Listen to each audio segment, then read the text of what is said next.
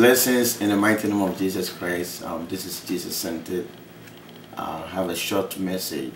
I just want to talk about prophecies.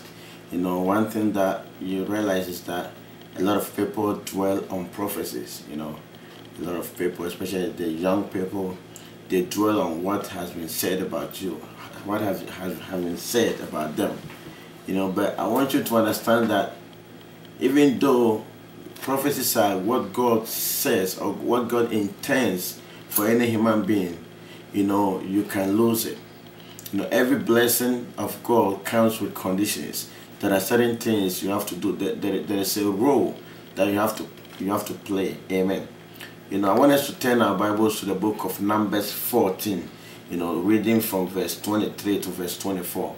Numbers 14, 23 to 24. It says, "Surely they shall not see the land which I swore unto their fathers, neither shall any of them that provoked me see it." Amen. So God is saying that even though He promised, even though He swore to take the people of Israel to the promised land, God is saying that even though I swore, surely none of them will see it. Amen. So when God promises to take them to the promised land, it is a prophecy. But God said, even though I gave that prophecy, they will never get it. Why? Because they provoked me, because they were disobedient. Amen.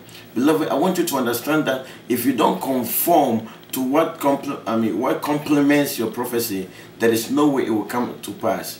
With every blessing, there is something you have to do. There is a role. You must be obedient. You must heed to the word of God. Hallelujah. He said, none of them, because of their disobedience, because they provoked me, none of them will get it. But when you read the verse 24, it said, "But my servant Caleb," it says, why? And why did Caleb qualify? He said, because he had another spirit. Remember David said, "Create in me a clean heart and renew the right spirit." So for your prophecies to be established, you need the right spirit. You need a different kind of spirit. He said, number one, Caleb had a unique spirit, a different kind of spirit. Amen. And he said, and he followed me wholeheartedly.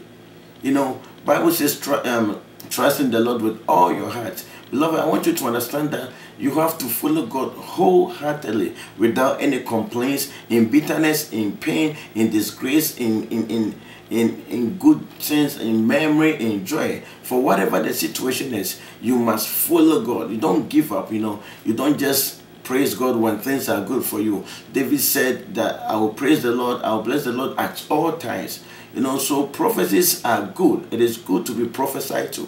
It is good to know the intent of God about your life. But I want you to understand that if you are disobedient to the word of God, or if you don't follow God wholeheartedly, you can lose it. Amen. So please don't just dwell on prophecies. Commit fully to the Lord. I pray in Jesus' name that the Holy Spirit of God Himself will reveal Himself to you, will speak to you about this. Numbers 14, 23 to 24. And remember, this is Jesus Centered. I read it from the Word of God. It is Jesus Centered. Back to the Bible. God bless you. Thank you.